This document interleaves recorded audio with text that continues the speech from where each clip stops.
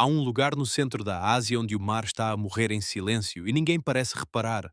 Não é uma lagoa, não é um rio, é um corpo de água tão imenso que cobre uma área maior do que toda a Alemanha. 371 mil quilómetros quadrados de água fechada, sem saída para nenhum oceano, preso entre cinco nações que nunca concordaram sequer sobre o que ele é. E este gigante está a encolher. Cada ano que passa, ele perde entre 7 a 10 centímetros do seu nível. Parece pouco, não parece? Mas imagine encher uma banheira durante 30 anos e depois abrir a torneira de saída. O que estava cheio começa a vazar e nada consegue parar. Existe algo ainda mais perturbador do que ver um mar desaparecer. É perceber o que ele esconde. No fundo deste lago imenso repousam cidades inteiras da Rota da Seda. Cidades que foram engolidas pela água há séculos e que agora, com o recuo das águas, começam a emergir como fantasmas da história. E não são só pedras antigas. Há objetos militares soviéticos que nunca deveriam ter existido, máquinas de guerra secretas que a CUNA só descobriu através de fotografias tiradas por satéspias a quilómetros de altitude. Há segredos que cinco governos querem manter enterrados no fundo deste mar, literalmente enterrados, cobertos por séculos de sedimento e silêncio político. Por que é que ninguém fala sobre isto? Por que é que o Mar Cáspio não domina as primeiras páginas dos jornais, as discussões climáticas, os debates internacionais? Talvez porque seja inconveniente, talvez porque debaixo das suas águas estejam algumas das maiores reservas de petróleo e gás natural do planeta, e a certas potências interessa que o assunto fique quieto. Ou talvez simplesmente porque este mar fica longe demais dos nossos ecrãs para que alguém se preocupe com ele. Mas hoje isso muda. Se este tipo de investigação é o que você procura, histórias que o mundo prefere esquecer, lugares que guardam segredos maiores do que qualquer filme de ficção científica, subscreva este canal agora. Carregue no sino, porque o que vamos descobrir juntos hoje vai mudar a forma como vê o mapa do mundo. Existem lugares que guardam segredos não por escolha, mas por geografia. O Mar Cáspio é um deles, e os seus segredos são mais obscuros do que qualquer conspiração que alguém poderia inventar. Há cerca de 5,5 milhões de anos, quando o planeta ainda estava a decidir a forma dos seus continentes, o Mar Cáspio foi separado dos oceanos do mundo. Não por uma catástrofe repentina, mas por um processo lento e inexorável de deriva geológica. Os mares que existiam em torno do que hoje chamamos de Médio Oriente e Ásia Central foram sendo empurrados, comprimidos e levados por montanhas que cresciam milímetro a milímetro, e o Cáspio ficou para trás, preso, isolado. Um remanescente de um oceano antigo chamado Mar de Tétis, um oceano que existia antes de a Europa existir, antes de a Índia colidir com a Ásia, antes de o Himalaia ser mais do que uma planície quente.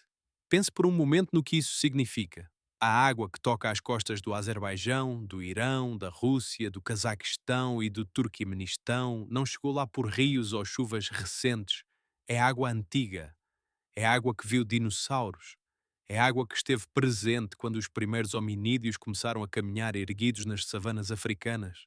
Existe uma espécie de vertigem em imaginar isso, que aquele mar imenso, aquelas ondas que batem nas praias de Baku ou de Actau, carregam moléculas de água mais velhas do que qualquer civilização humana. E é exatamente esse isolamento que o torna único e que torna o seu desaparecimento tão devastador. O Mar Cáspio é o que os cientistas chamam de lago endorreico. Endorreico significa fechado, sem saída para o oceano, sem rio que desemboque no mar. Toda a água que entra fica, e toda a água que sai evapora. Num planeta de temperatura estável, este sistema funciona em equilíbrio. Entra tanta água quanto sai, mas o planeta já não é de temperatura estável. E o Cáspio está a pagar o preço. 80% de toda a água doce que alimenta este mar vem de um único rio, o Volga. Imagine depender de uma única artéria para sobreviver. Se essa artéria enfraquece por barragens, por seca, por desvios industriais, o mar começa a morrer de sede. E foi exatamente isso que aconteceu durante o século XX, quando a União Soviética construiu uma rede de barragens no Volga que sufocou lentamente o fluxo de água que chegava ao Cáspio. Entre 1930 e 1977, o nível do mar desceu 3 metros. 3 metros! Isso é a altura de um apartamento inteiro, do chão ao teto, desaparecendo da superfície do mar. Mas a história ficou ainda mais estranha. Porque entre 1977 e 1995, por razões que os cientistas ainda debatem, o nível do mar subiu inexplicavelmente 2,5 metros. De repente, cidades costeiras que tinham sido construídas em terra firme estavam debaixo de água, estradas desapareceram, infraestruturas petroleiras foram engolidas, o mar acordou e ninguém percebeu porquê. E depois, a partir de 1996, começou a queda que ainda hoje não parou. Você já olhou para uma fotografia tirada do espaço e sentiu um arrepio? As imagens de satélite da NASA que comparam o Mar Cáspio em 1996 com as imagens atuais mostram algo que parece um efeito visual, um erro de edição. Mas não é. A linha da costa recuou. O mar encolheu. Em certas zonas do norte, onde a profundidade média é de apenas 5 a 6 metros, extensões imensas de fundo marinho já são terra seca, não areia de praia. Terra coberta de lama negra, resíduos industriais e sal cristalizado que cintila ao sol como uma paisagem de outro planeta. O climatologista Matthias Prange, da Universidade de Bremen, publicou um estudo na revista Nature Communications que deveria ter sido notícia em todo o mundo. As suas projeções, baseadas em modelos climáticos rigorosos, prevêem que até ao ano 2100 o Mar Cáspio pode descer entre 9 e 18 metros. 18 metros. Para ter uma imagem do que isso significa, é como esvaziar um edifício de 6 andares de água. E esse edifício tem a área da Alemanha inteira.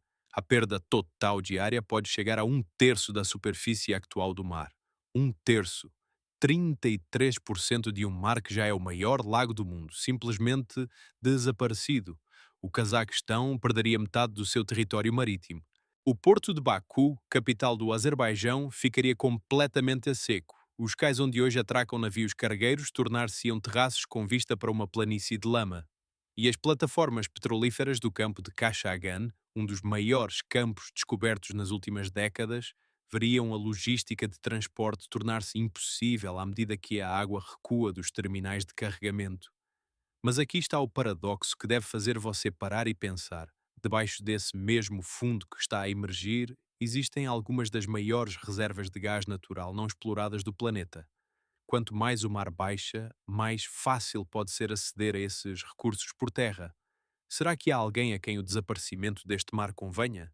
Será que o silêncio à volta desta catástrofe tem um preço? E esse preço é medido em barris de petróleo? Essa resposta vai chegar? Mas primeiro, há algo ainda mais perturbador escondido no fundo deste mar. Algo que não é petróleo, não é gás, e que durante décadas foi classificado como segredo de Estado por duas superpotências em Guerra Fria. Existe uma regra não escrita na história das armas secretas. Os melhores projetos nunca aparecem nos livros de história. São enterrados em arquivos classificados, apagados de mapas oficiais e testados em lugares tão remotos que o próprio planeta parece cúmplice do segredo. O Mar Cáspio foi um desses lugares, e o que ali aconteceu durante décadas vai fazer você questionar tudo o que pensava saber sobre a corrida armamentista do século XX. Em 1966, os analistas da CIA, que monitorizavam imagens de satélites espiões sobre a costa soviética do Mar Cáspio, depararam-se com algo que não conseguiam identificar. Havia um objeto enorme de proporções impossíveis que parecia estar pousado sobre a água perto da costa do Azerbaijão. Não era um navio, não era um avião. As asas eram demasiado curtas para voar a altitude normal. O casco era demasiado comprido para ser uma embarcação convencional. Tinha 100 metros de comprimento, o equivalente a um edifício de 30 andares deitado de lado sobre a água, e pesava 544 toneladas. E, segundo os dados de rastreio, movia-se a mais de 500 km por hora, a apenas 3 metros acima da superfície do mar. Os analistas americanos ficaram paralisados. Escreveram nos relatórios apenas duas palavras: Caspian Monster, o monstro do Cáspio. O seu nome real era KM, iniciais russas para Korabl Maket, ou seja, protótipo de navio. Era um ecranoplano, um veículo que não era completamente avião nem completamente navio, mas explorava um princípio físico chamado efeito de superfície ou efeito de solo, que permite que uma asa gere sustentação adicional quando voa muito próximo do chão ou da água. E o engenheiro por trás desta criatura impossível chamava-se Rostislav Alexeyev. Alexeyev era o tipo de gênio que só aparece uma vez por geração e que os regimes totalitários usam até ao fim, literalmente. Engenheiro naval de formação, tinha passado a juventude a redesenhar hidroplanos para a submarinha soviética, obcecado com a ideia de criar um veículo que se movesse na fronteira entre os dois elementos. O Mar Cáspio era o laboratório perfeito para ele, fechado, controlado, invisível para os satélites ocidentais. Ou pelo menos era assim que os soviéticos pensavam. Águas interiores fora da jurisdição internacional, onde se podia testar qualquer coisa sem deixar rasto nos tratados de não proliferação. Durante quase 30 anos, entre os anos 60 e os anos 90, o Cáspio foi o campo de testes de uma frota secreta de ecranoplanos. Não apenas o KM. Havia o LUN, um modelo militar armado com mísseis antinavio que podia atravessar o mar a velocidade supersónica de cruzeiro, a uma altitude onde os radares convencionais o dificilmente detectavam. Havia o Orleanok, desenhado para transportar tropas de assalto, capaz de carregar 200 soldados completamente equipados e desembarcá-los numa praia inimiga antes que qualquer defesa costeira conseguisse reagir. O Mar Cáspio era, literalmente, uma base militar secreta disfarçada de lago. E aqui está o detalhe que nunca aparece nos documentários convencionais. O motivo pelo qual o Cáspio era tão ideal para estes testes não era apenas o seu isolamento geográfico, era a sua profundidade. O norte do mar, a zona soviética, é extraordinariamente raso, com uma profundidade média de apenas 5 a 6 metros. Isso criava condições hidrodinâmicas únicas com ondas de padrão diferente das ondas oceânicas, que permitiam a Alexeyev testar os seus veículos em condições controladas que não existiam em nenhum oceano aberto. Era um laboratório natural de dimensões planetárias. Mas os laboratórios têm acidentes, e os acidentes em laboratórios secretos ficam enterrados com os seus segredos. Em 1980, durante um teste de alta velocidade, o KM, o monstro original, aquele que tinha assombrado os analistas da Semira 14 anos antes, colidiu com a água a alta velocidade e afundou. Não houve mortes, dizem os relatórios desclassificados, mas o maior ecranoplano alguma vez construído ficou no fundo do Mar Cáspio, onde ainda hoje repousa, soterrado por décadas de sedimento. A sua localização exata nunca foi oficialmente confirmada. Hoje existe um ecranoplano que pode ser visto, o modelo LUN, abandonado na praia perto de Derbent, na Rússia. Está enferrujado, semi-destruído, e parece uma nave espacial abandonada em praia deserta, como se um alienígena tivesse pousado ali e simplesmente se esquecido de regressar. Os fotógrafos de drones que o sobrevoeiam nos últimos anos descrevem a experiência como surreal. Esta máquina de guerra de 44 metros de envergadura, com os seus 8 reatores a jato, apodrecendo sob o sol do Cáspio enquanto crianças pescam à volta das suas carcaças de metal. Mas o Lun tem um irmão mais velho que não foi esquecido numa praia. O seu irmão mais velho foi esquecido no fundo do mar. E agora, à medida que o nível da água desce centímetro a centímetro, ano após ano, existe uma possibilidade que nenhum governo da região quer discutir abertamente. O que acontece quando o fundo do Cáspio se tornar terra firme? O que aparece quando a água recua e expõe décadas de segredos militares soviéticos? Porque não são apenas ecranoplanos. Há documentos desclassificados que sugerem que os soviéticos usaram o fundo do Cáspio, especialmente as zonas mais profundas do sul, onde a água atinge mais de 1000 metros, para depositar resíduos industriais e, segundo algumas fontes, materiais relacionados com programas de armamento químico que nunca foram oficialmente reconhecidos. Ninguém sabe exatamente o que está lá embaixo. E enquanto a água cobrir esses fundos, ninguém precisa de responder a perguntas incómodas, mas o mar está a descer, e a cada centímetro que perde, as perguntas ficam um pouco mais difíceis de ignorar. Há uma ironia cruel em tudo isto. Os mesmos governos que hoje sentam à mesa para negociar acordos sobre os recursos do Cáspio são herdeiros diretos dos segredos que estão enterrados no seu fundo.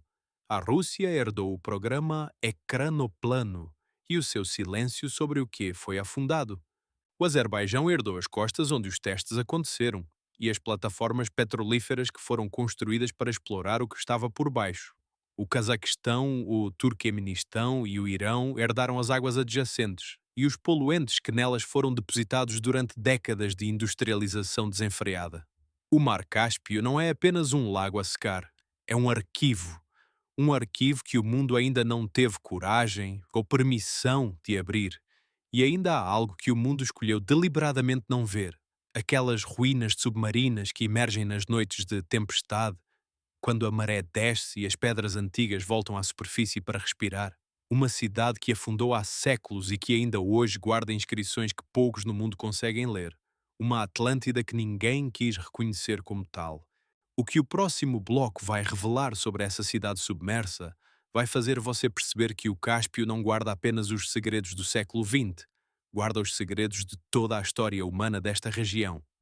Existe um tipo de segredo que não precisa de cofres nem de classificações militares para se manter escondido. Às vezes basta a água, basta um mar que cobre tudo o que a história prefere não lembrar, que enterra sob camadas de silt e séculos aquilo que seria incômodo demais de explicar. E existe um homem que passou a vida inteira a tentar tirar a água de cima desses segredos, não com bombas nem com política, mas com um bloco de notas, um fato de mergulho e uma obsessão que os seus colegas durante anos consideraram pouco mais do que uma mania de velho. O nome dele é Eldar Akundov, e a história que ele encontrou no fundo do Mar Cáspio devia estar em todos os museus do mundo. Imagine-se a caminhar por uma praia e encontrar sob os seus pés uma parede, não um seixo, não um amontoado de pedras, uma parede construída com blocos de calcário cortados à mão, alinhados com a precisão de quem sabia exatamente o que estava a fazer, que emerge da areia molhada quando a maré atinge o seu ponto mais baixo. Isso é o que acontece na Baía de Baku, na costa do Azerbaijão, quando as condições são as certas. As pedras emergem. E nessas pedras estão inscrições em farsi e árabe que ninguém consegue datar com precisão, que ninguém sabe exatamente quando foram escritas, nem porquê aqueles que as escreveram acabaram debaixo de água. Esse lugar chama-se Sabail e é uma das histórias arqueológicas mais extraordinárias e menos contadas do mundo. No século XIII, o Cáspio era diferente do que é hoje, não apenas em tamanho, mas em significado. Era a espinha dorsal da Rota da Seda, o corredor comercial mais importante do mundo pré-moderno, a artéria que ligava a China ao Mediterrâneo, que transportava sedas, especiarias, ideias, religiões e exércitos. Religiões. E no coração desse corredor estava o Azerbaijão, não apenas como ponto de passagem, mas como centro de poder.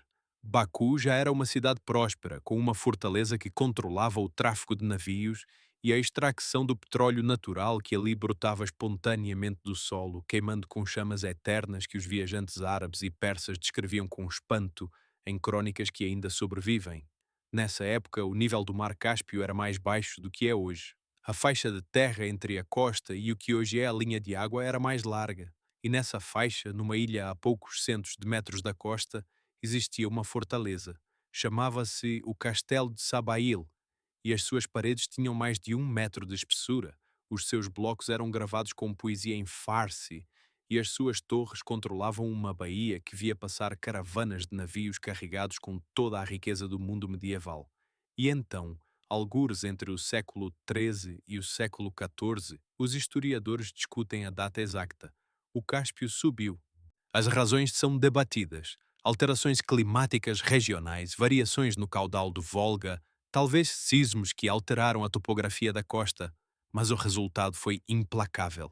A água avançou, a ilha foi engolida, a fortaleza foi submergida. E o castelo de Sabail desapareceu durante séculos, tornado invisível pela mesma água que antes o rodeava como um fosso natural. Você já tentou imaginar o que seria ver uma cidade inteira desaparecer?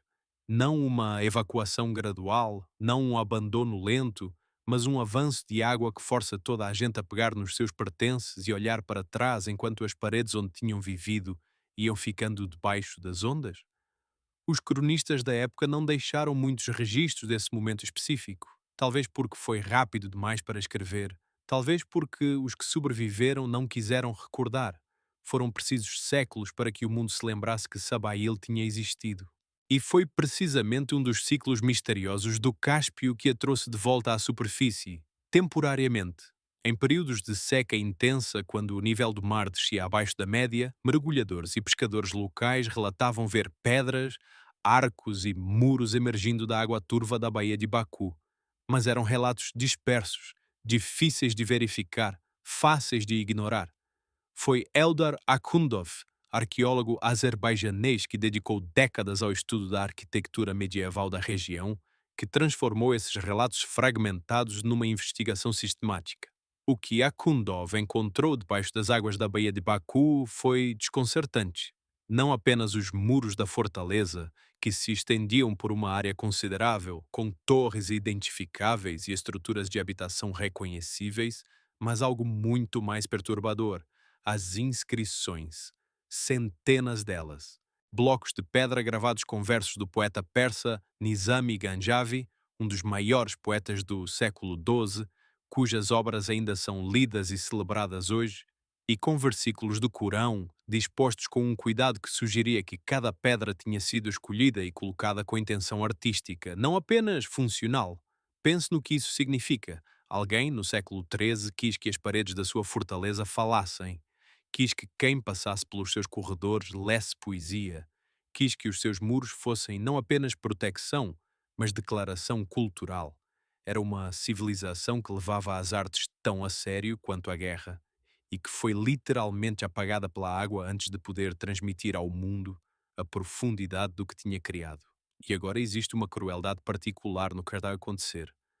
Com a descida atual do nível do Mar Cáspio, as ruínas de Sabail estão a emergir com uma frequência crescente.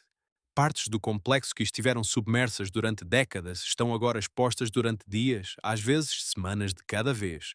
Para os arqueólogos, isso é uma oportunidade extraordinária. Uma janela que se abre para estudar estruturas que poucos humanos viram desde o século XIII. Para Akhundov, que passou décadas a lutar por recursos e atenção para este sítio, é uma espécie de vitória amarga. Mas há uma dimensão que vai além da arqueologia. Há uma questão que os cientistas climáticos e os especialistas em conservação já começam a discutir em voz mais alta. O que acontece quando as ruínas emergem rápido demais? A água que as cobriu durante séculos era, paradoxalmente, a sua proteção.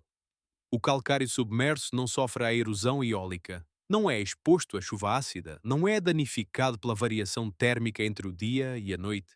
A água conservava. E agora, à medida que o mar recua, as mesmas pedras que sobreviveram 7 séculos debaixo de água começam a ser corroídas pela atmosfera em questão de décadas. Sabail pode emergir para morrer.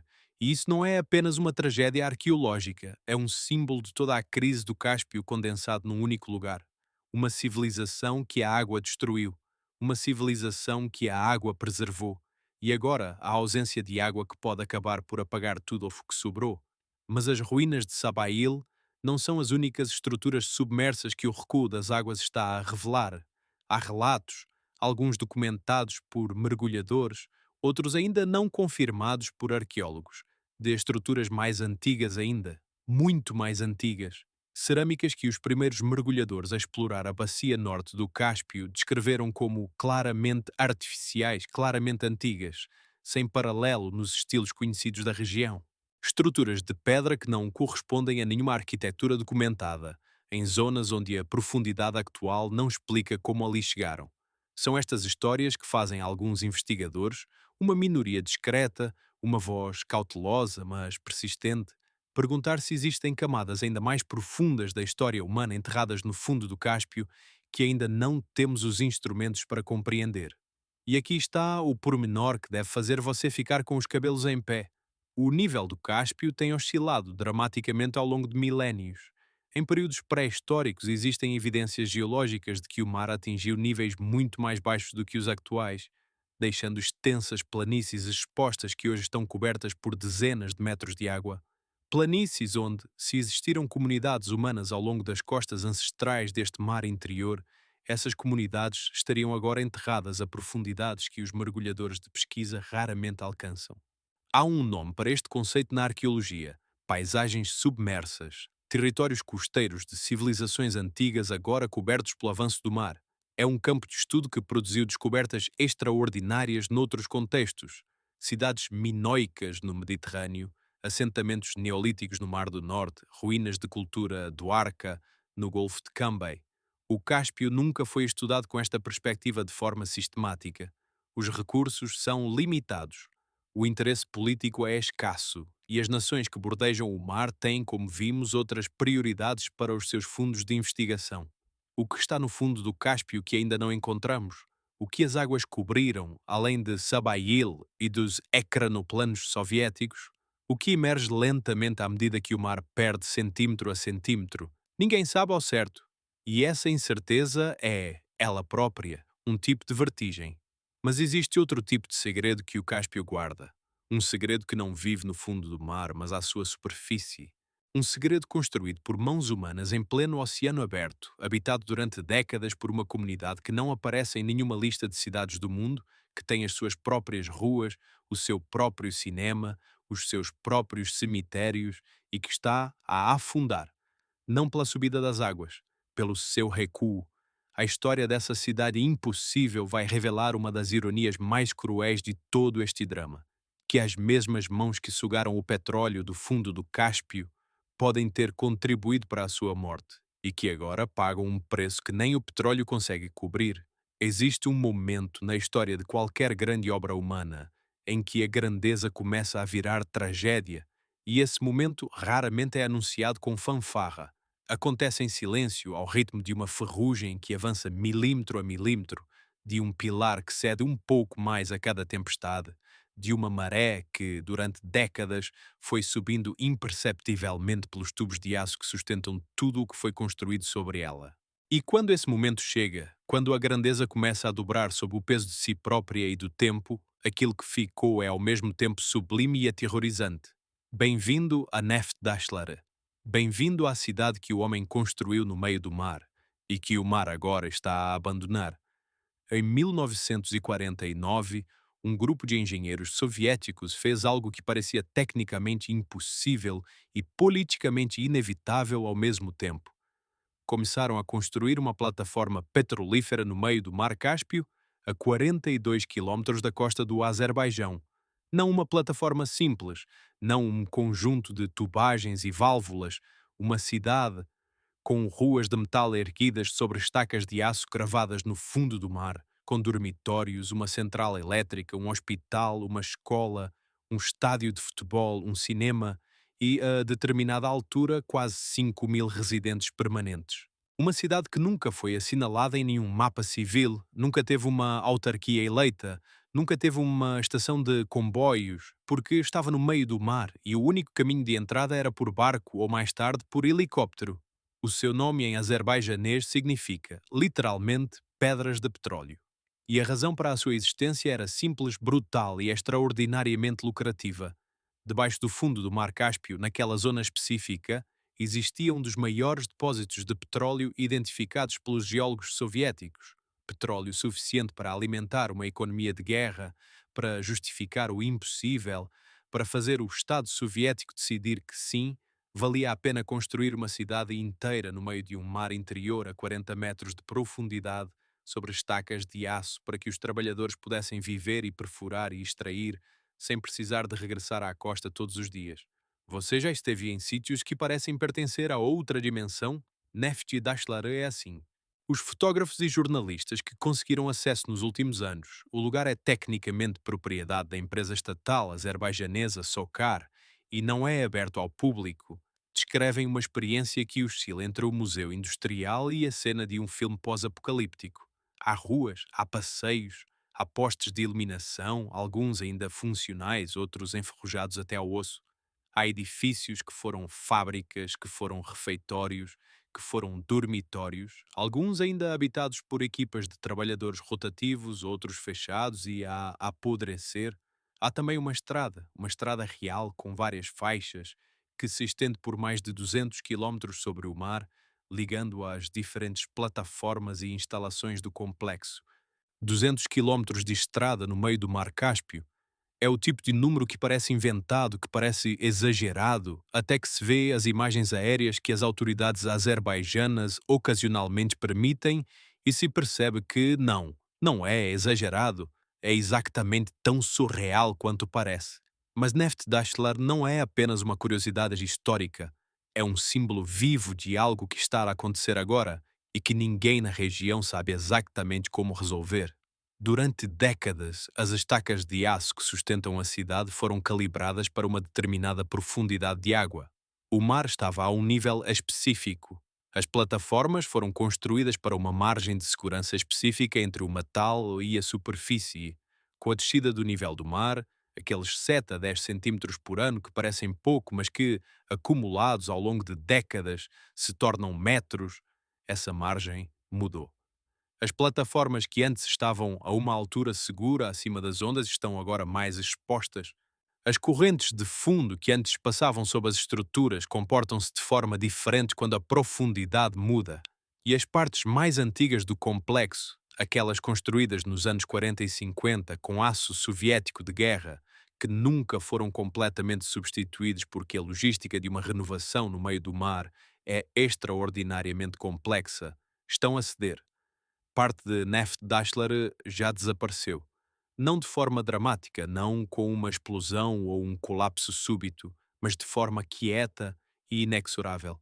Secções de estrada que simplesmente já não estão lá. Plataformas que foram evacuadas e depois abandonadas quando ficou claro que a restauração custaria mais do que valeria. Dormitórios cujos pisos afundaram lentamente até à água, deixando para trás apenas os topos dos telhados a emergir da superfície como marcos funerários de metal enferrujado. E agora existe um paradoxo que deve fazer você parar e respirar. Neft Daschler foi construída para extrair o petróleo que está no fundo do Cáspio, e é exatamente a queima desse petróleo e de outros combustíveis fósseis como ele que está a aquecer o planeta, a alterar os padrões de precipitação, a reduzir o caudal do Volga e dos outros rios que alimentam o Cáspio, a secar o mar que a sustentou durante décadas. A cidade de petróleo está a ajudar a matar o mar em que assenta. E à medida que o mar morre, a cidade afunda.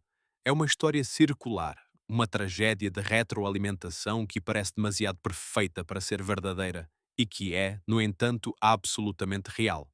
Mas Neft Daschler tem ainda outra camada que muito poucos conhecem. Uma camada que tem menos a ver com engenharia e mais a ver com pessoas. Pense nos trabalhadores que viveram ali. Pense no que significa construir uma vida no meio do mar. Os primeiros operários que chegaram a Neft Daschler em 1949 não tinham escolha. Eram trabalhadores da indústria petrolífera azerbaijanesa. Muitos deles veteranos da Segunda Guerra Mundial que receberam ordens para construir uma plataforma no meio das águas e ali ficaram meses de cada vez. As condições eram brutais, sem comunicações regulares com a costa, sem família por perto, sem acesso a nada que não fosse o trabalho e o mar e o vento constante que batia no metal e não parava nunca. Com o tempo, a cidade cresceu.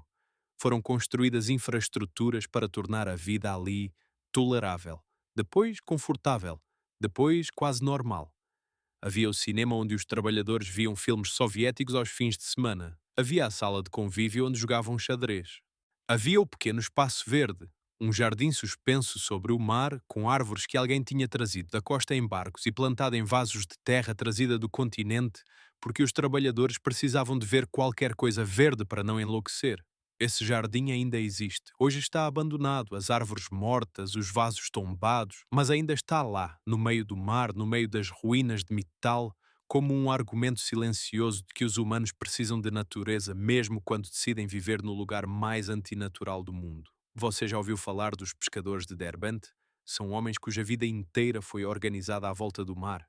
Nasceram com o mar a uma certa distância, cresceram a conhecer cada metro de costa, cada banco de areia, cada corrente que os guiava até aos cardumes de esturjão que eram a base da economia local.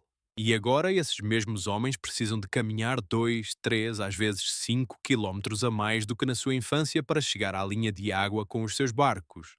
As suas embarcações, que antes estavam ancoradas a metros das suas casas, agora ficam naufragadas numa planície de lama negra que antes era mar. E caminhar até elas de manhã, antes do amanhecer, com o equipamento às costas, pela lama que não sustenta o peso, mas também não solta os pés, É uma experiência que os mais velhos descrevem com uma mistura de raiva e luto que não tem palavra precisa em nenhuma língua. Não é apenas perda económica, é perda de identidade. É perda de um mundo que existia de determinada forma durante toda a vida de uma pessoa e que de repente não existe mais. O mar que ensinaram aos seus filhos já não é o mesmo mar. Os pontos de referência que usavam para navegar já não são os mesmos. A linha do horizonte deslocou-se.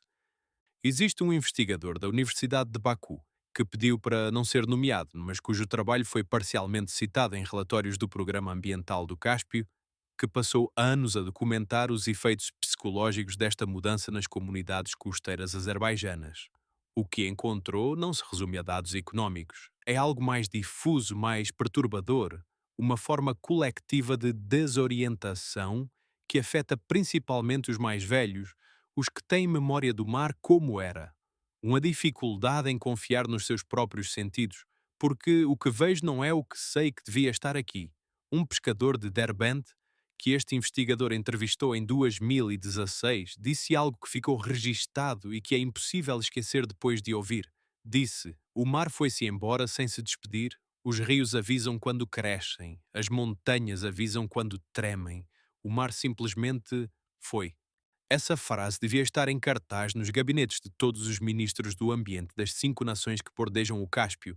Mas há ainda algo que falta nesta história, algo que acontece nas profundezas, não nas profundezas do mar, mas nas profundezas das negociações que 5 governos têm conduzido durante décadas sobre um único bem, a água que resta.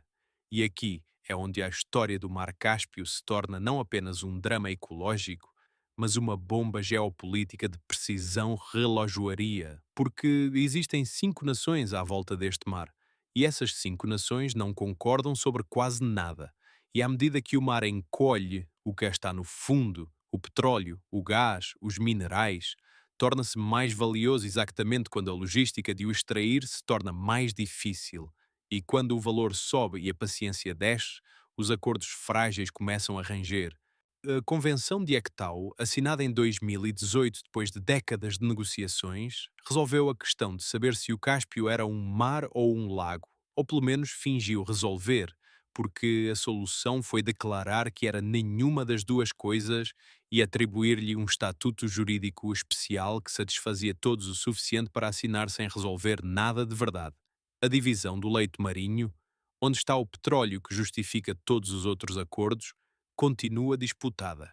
E existem, no centro de Seleito Marinho, zonas onde as fronteiras subaquáticas de diferentes países se sobrepõem de formas que nenhum mapa oficial reconhece completamente. O que acontece quando o mar baixa tanto que algumas dessas zonas se tornam terra? Quando o fundo submerso emergir e se tornar um território físico sobre o qual alguém pode plantar uma bandeira? Essa pergunta não tem resposta ainda.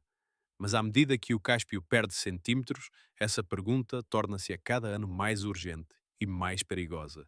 O próximo escritor desta história vai levar-nos ao coração dessa tensão geopolítica. Vai revelar o que está verdadeiramente em jogo quando 5 nações, com interesses radicalmente diferentes, com histórias de conflito mal resolvido, com exércitos e gasodutos e acordos de defesa com potências externas, se sentam à volta de um mar que está a desaparecer debaixo de todas elas ao mesmo tempo. E vai responder à pergunta que está por baixo de todas as outras perguntas neste documentário. Quem vai pagar o preço de tudo isto? Não em teoria, não em relatórios científicos, mas em vidas reais, em cidades reais, em fronteiras que vão ter de ser redesenhadas num mapa que o mar está a reescrever por conta própria. Há um documento que passou décadas trancado num arquivo de segurança máxima em Langley, na Virgínia. Um documento que analistas da CIA produziram depois de uma sessão de desclassificação de imagens de satélite, fotogramas captados por um satélite espião americano sobre o mar Cáspio em algum momento, na segunda metade da década de 60, onde aparecia qualquer coisa que os analistas não conseguiam identificar com nenhuma categoria de armamento ou veículo conhecido. Qualquer coisa tão grande que parecia impossível. Qualquer coisa que se movia sobre a água, mas que não era um navio, que voava sobre a superfície, mas que não era um avião, que deixava uma esteira de espuma que nenhum hovercraft da época era capaz de produzir. Os analistas escreveram no relatório: Objeto de origem desconhecida, designação provisória KM, capacidade e propósito indeterminados. Durante anos, esse objeto ficou na linguagem interna da CIA como The Caspian Sea Monster, o monstro do Mar Cáspio. O que eles tinham fotografado não era ficção científica, não era um erro de processamento das imagens. Era real, era soviético. E era a máquina de guerra mais estranha, mais ambiciosa e mais secreta que qualquer engenheiro da história alguma vez construiu sobre a água. Você já tentou imaginar um veículo que tenha a envergadura de um Boeing 747, que pesa 544 toneladas, mais do que um cargueiro médio, que é propulsionado por 10 motores a jacto na parte dianteira e 2 na cauda, mas que nunca decola? Que voa sim, mas sempre a 2, 3, no máximo 5 metros acima da superfície da água, apoiado numa almofada de pressão criada pela sua própria velocidade, que pode atingir mais de 450 km por hora, mais rápido do que qualquer navio de guerra, enquanto transporta mísseis nucleares suficientes para destruir uma frota inteira. Esse veículo existe. Chama-se ecranoplano. E o Cáspio foi o seu laboratório secreto durante décadas. Pense no raciocínio militar soviético por um momento, porque ele é elegante na sua brutalidade. Os submarinos americanos dominavam os oceanos. A NATO tinha redes de detecção de sonar cobrindo o Atlântico Norte. Para que uma frota soviética chegasse ao oceano aberto, teria de atravessar corredores estreitos vigiados por sonares, satélites e fragatas. Era uma equação desfavorável. Que os engenheiros soviéticos queriam encontrar uma terceira opção, uma coisa que não fosse navio nem avião, que não fosse detectada pelos sonares porque voava e que não fosse detectada pelos radares convencionais porque voava demasiado baixo. O princípio que tornava isso possível chama-se efeito de solo, a propriedade aerodinâmica que faz com que, quando uma asa voa muito próxima de uma superfície, a pressão do ar comprimido entre a asa e o solo crie uma almofada de sustentação muito mais eficiente do que o voo normal. Os pássaros conhecem este princípio intuitivamente. É por isso que as gaivotas deslizam tão eficientemente rente às ondas durante horas sem bater as asas.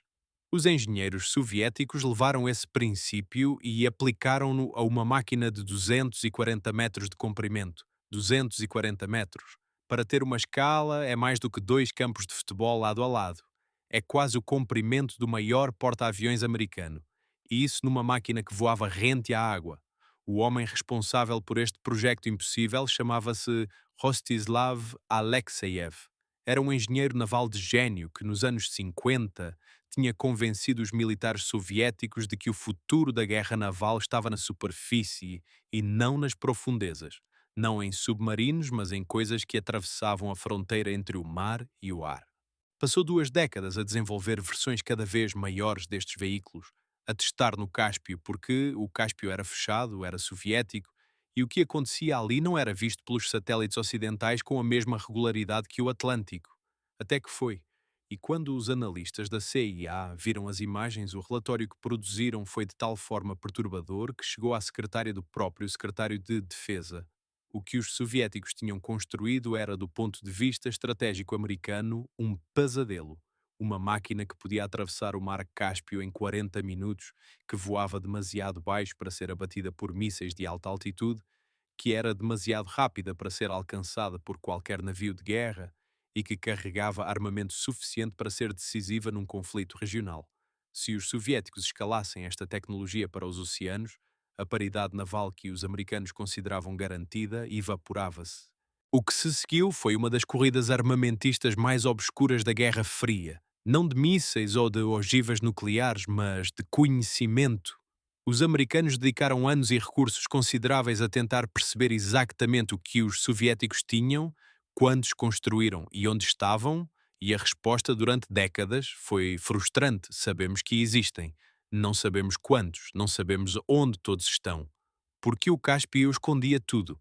Você consegue imaginar a sensação de um analista de inteligência que sabe que existe uma arma, que viu fotogramas dela, que leu os relatórios sobre as suas capacidades teóricas, mas que não consegue localizá-la porque está escondida num mar interior que os soviéticos controlam completamente? É como saber que existe um tubarão branco numa piscina sem conseguir ver o fundo. O programa foi secretamente designado pelos soviéticos como Projeto KM, as iniciais em russo para navio de maquete, embora alguns documentos sugiram que as letras tinham outros significados internos que nunca foram completamente esclarecidos.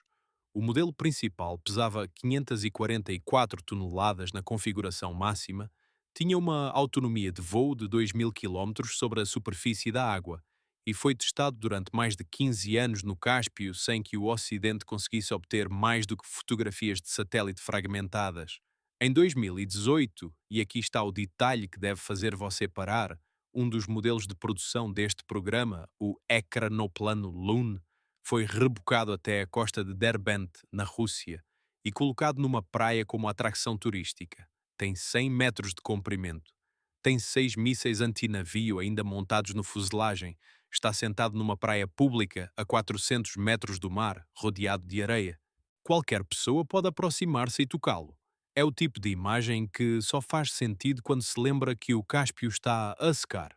O ecranoplano foi retirado do serviço ativo porque as condições de operação mudaram. A logística de um veículo que necessita de uma extensão de água estável para operar torna-se progressivamente mais complexa quando o mar perde profundidade nos seus bancos rasos e as margens se alteram a cada ano. A arma secreta mais estranha da Guerra Fria foi derrotada não pelos americanos, não pela tecnologia, mas pela descida lenta e implacável do nível da água. E aqui está o pormenor que os documentos desclassificados sugerem, mas nunca confirmam completamente. Por versão de alguns investigadores que trabalham com arquivos soviéticos parcialmente abertos depois de 91, pode haver mais ecranoplanose no fundo do Cáspio do que os que chegaram às costas intactos. Versões de teste que falharam durante a fase de desenvolvimento. Protótipos que foram submergidos deliberadamente para não caírem em mãos erradas durante o colapso soviético. Ou simplesmente máquinas que se afundaram durante acidentes que nunca foram registados publicamente. Se isso for verdade, e é uma condicional importante porque são versões não confirmadas, então o fundo do Cáspio tem camadas de história militar que nenhum mergulhador civil alguma vez alcançou, em zonas que nenhum governo das 5 nações ribeirinhas tem interesse particular em tornar acessíveis. O mar guarda os seus segredos de aço com a mesma tenacidade com que guarda as suas pedras inscritas de Farsi. Mas a história do ecranopleno tem ainda um elemento que vai além da fascinação militar. Porque Rostislav Alexeyev, o homem que construiu o monstro do Mar Cáspio, morreu em 1980, vítima de um acidente durante o teste de uma versão mais pequena do seu veículo. A causa oficial foi falha estrutural. O acidente resultou numa colisão que o feriu gravemente e ele nunca recuperou completamente, morrendo meses depois. Mas há um detalhe nesta história que os biógrafos mencionam de forma consistente. Nos anos anteriores ao acidente, Alexeyev tinha sido progressivamente afastado do seu próprio programa. Os burocratas militares que controlavam o financiamento tinham optado por redirecionar recursos para projetos mais convencionais. O gênio que tinha construído a máquina mais estranha do século XX foi posto de lado pelo sistema que ele próprio tinha servido. E o acidente aconteceu durante um teste que ele conduzira sem os recursos que antes tinha, com uma equipa reduzida, numa tentativa de provar que ainda tinha relevância. Ninguém foi responsabilizado, o relatório oficial ficou classificado por décadas, e o programa continuou, sem ele, com outros engenheiros de forma menos ambiciosa, até ao colapso soviético, que esvaziou os hangares e deixou as máquinas sem destino. Existem fotografias de Alexeyev nos arquivos azerbaijaneses, tiradas durante visitas de trabalho ao Cáspio nos anos 60. É um homem alto, de fato escuro, a olhar para o mar com uma expressão que é difícil de descrever. Não é orgulho, exatamente. É algo mais próximo de uma conversa silenciosa, como se estivesse a explicar ao mar o que vai fazer com ele ou a pedir-lhe a licença. O mar não respondeu. Nunca responde, mas guardou o que lhe foi dado e continua a guardar no fundo entre o silt e a escuridão as peças de um programa que o mundo só parcialmente conhece. Escreva nos comentários o que acha que existe no fundo do Cáspio que ainda não foi encontrado. Segredos militares, cidades perdidas ou algo que ainda não tem nome. A sua resposta pode ser a próxima história que contamos. E já que está aqui, Porque não carregar no gosto e partilhar com alguém que também devia saber que o maior lago do mundo está a desaparecer em câmara lenta enquanto guarda os segredos mais estranhos do século XX? A descida do nível do Cáspio vai revelar mais do que pedras e máquinas de guerra. Vai revelar algo que 5 governos têm tentado gerir em silêncio durante décadas: o colapso silencioso de um ecossistema que produziu 90% do caviar do planeta e que agora está a morrer de uma forma que não tem precedente na história humana moderna. E nesse colapso há um animal que resume tudo. Um animal que sobreviveu às extinções em massa, que nadou nestas águas antes de os dinossauros existirem e que pode ser o primeiro a desaparecer quando o mar finalmente decidir quanto espaço lhe resta. O bloco seguinte vai contar a história desse animal e a história do que a sua extinção significa para nós.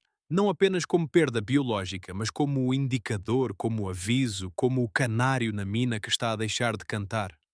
Há um pormenor nos registros históricos dos mercados persas do século XVI que nenhum guia turístico de Teherão menciona, mas que os historiadores da gastronomia citam com uma espécie de espanto reverencial. Nas tábuas de preços dos bazares de Isfahan, o caviar, as ovas do esturjão do Cáspio, era vendido em barris, não em pequenos potes de cristal com colheres de madrepérola, em barris como azeite ou grão. Era tão abundante que tinha o preço de um condimento banal, que qualquer família com rendimento médio comprava às carradas, que os viajantes europeus descreviam com incredulidade nos seus diários porque no Ocidente era já nessa época considerado um luxo de reis. Hoje, 1 quilo de caviar de beluga, a espécie mais valiosa proveniente do maior esturjão que ainda existe, pode custar mais de 10.000 euros no mercado legal. E no mercado ilegal, que é substancialmente maior, pode custar o dobro. O que aconteceu entre esses barris do século XVI e este preço do século XXI é a história mais completa de como os humanos destroem aquilo que mais valorizam. Imagine um animal que existia quando os continentes ainda não tinham a forma que têm hoje. O esturjão, a cipenser em latim, um nome que já soa antigo, é um dos vertebrados mais primitivos ainda vivos na Terra. As suas linhagens evolutivas remontam a mais de 250 milhões de anos, o que significa que este peixe sobreviveu à extinção em massa do Pérmico-Triásico, ao evento de extinção que eliminou 96% de todas as espécies marinhas. Sobreviveu ao impacto que extinguiu os dinossauros. Sobreviveu a 5 eras glaciares. Sobreviveu às variações dramáticas do nível do Cáspio ao longo de milénios. Não sobreviveu a nós, pelo menos não completamente. Ainda. Mas os números são o tipo de coisa que faz os biólogos marinhos acordar a meio da noite. As populações de esturjão do Cáspio colapsaram mais de 90% desde os anos 50 do século passado. A espécie Acipenser beluga, o beluga, o maior peixe de água doce do mundo, que pode atingir 8 metros de comprimento e pesar mais de 1.500 kg, foi classificada como criticamente em perigo pela União Internacional para a Conservação da Natureza, o que na escala de ameaças biológicas é o último degrau antes da extinção.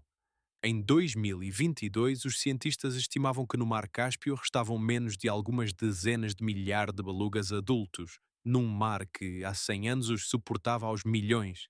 Você consegue visualizar isso? Pega num campo de futebol inteiro. Agora imagine que todos os espectadores das bancadas representam a população de beluga que existia há 100 anos. E agora retire quase toda a gente. Deixe só as pessoas que cabem numa única fila de assentos. É isso o que resta. As causas são múltiplas e conhecidas. O problema do esturjão do Cáspio não é um mistério científico, é uma tragédia de governança acumulada. A pesca ilegal foi durante décadas o factor mais imediato. O esturjão é um animal que demora entre 12 a 25 anos a atingir a maturidade sexual, o que significa que cada fêmea abatida antes de desovar representa décadas de potencial reprodutivo eliminadas de uma vez. A caça furtiva, organizada por redes criminosas que tinham ramificações em todos os 5 países ribeirinhos, era de tal dimensão que, por versão de investigadores do Programa Ambiental do Cáspio, nos anos 90 saíam do mar mais esturjões ilegalmente do que legalmente, com as autoridades costeiras frequentemente a fazer vista grossa em troca de uma percentagem do negócio. Mas há uma causa que é menos visível e que os relatórios sobre o esturjão raramente colocam em primeiro plano: a descida do nível do mar.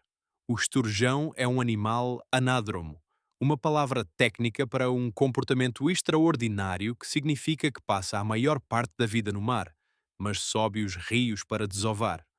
O beluga cáspio passa décadas nas profundezas do mar, crescendo lentamente, alimentando-se do fundo, e depois, quando finalmente atinge a maturidade, começa a migração para os rios, para o Volga principalmente, para o Ural, para os rios que descem das montanhas do Cáucaso até às praias do Azerbaijão. E é aqui que a descida do nível do Cáspio entra com uma precisão de faca cirúrgica. Quando o mar recua, as zonas de transição entre o mar e os rios, os deltas, os estuários, os bancos rasos onde as águas doce e salgada se misturam, mudam de forma drástica. Os canais que o esturjão usava durante milénios para navegar do mar para o rio ficam mais rasos, mais irregulares, mais difíceis de percorrer. As áreas de desova nos leitos dos rios ficam mais longe da margem de água em que os peixes se orientam. A temperatura da água nos bancos rasos sobe mais rapidamente durante o verão, porque há menos volume de água para absorver o calor.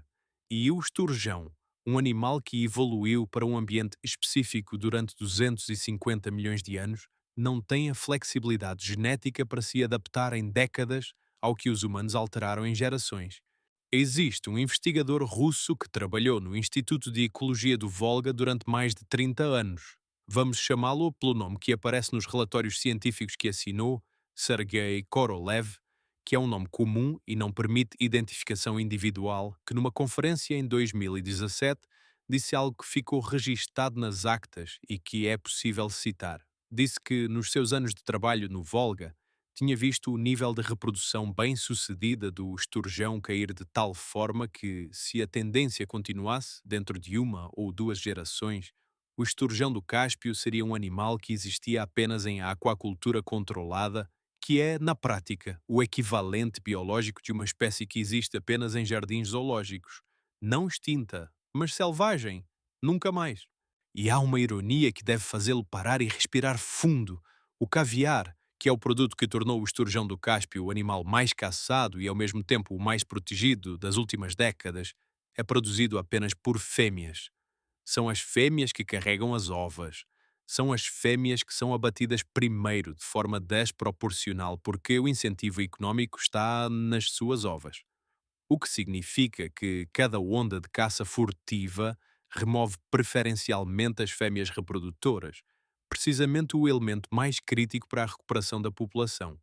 É uma espiral que os economistas chamariam de óptima do ponto de vista individual e catastrófica do ponto de vista coletivo. Cada caçador furtivo que abate uma fêmea está-se a fazer a escolha que maximiza o seu retorno imediato. E a soma de todas essas escolhas individuais racionais é o colapso de um ecossistema que produziu caviar durante milénios e que pode deixar de o fazer dentro de décadas. Mas o esturjão não é a única história do colapso ecológico do Cáspio. Existe um animal ainda mais improvável. Um animal que, quando se ouve dizer que existe no Cáspio, a maioria das pessoas simplesmente não acredita. Existe uma foca que vive neste lago. Uma foca de água doce. Bem, tecnicamente de água ligeiramente salgada, no meio da Ásia Central. A Pusa caspica, a foca do Cáspio, é o único pinnipede do mundo que vive exclusivamente num corpo de água fechado. Evoluiu ao longo de centenas de milhares de anos depois de ficar isolada aqui, quando o Cáspio se separou dos oceanos mundiais. É mais pequena do que as focas marinhas, com um corpo mais robusto adaptado às águas frias da zona norte do mar, onde passa os invernos sobre o gelo, porque o norte do Cáspio ainda congela, uma característica geográfica que vai desaparecer se as temperaturas continuarem a subir. No início do século XX, a população de focas do Cáspio era estimada em mais de 1 milhão de animais. Em 2022, os números mais recentes disponíveis situavam essa população abaixo de 100 mil, uma redução de mais de 90% em pouco mais de 100 anos. Uma das causas foi a caça sistemática durante a época soviética, quando a foca era abatida industrialmente pelo seu óleo e pela sua pele. Mas mesmo depois do fim da caça industrial, a população não recuperou, porque os fatores que impedem a recuperação continuam ativos.